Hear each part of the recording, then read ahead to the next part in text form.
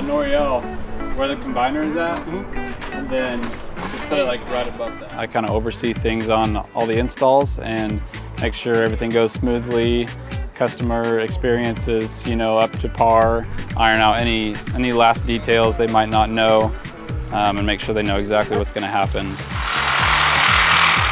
Usually, a lot of times they think that we have to turn power off at their house, and that's not true at all. We have the connectors, the wire connectors we use allow us to do everything while power is live. So there's no interruption to the refrigerator or their TV. Power is on throughout the whole day. They'll say, how long is this going to take? And then tell them, typically 3 to 4 hours, and they're like, oh wow. We have some good guys on our crew who can, kind of everybody shows up and knows what their job is.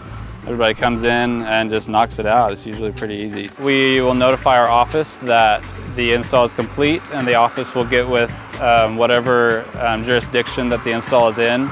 They will get someone out to do city inspections, take a look at it, and then that's it. Then the utility will give you permission to operate, and after that, you're scot-free. We see all the time people on Facebook kind of blown away of how good the experience was.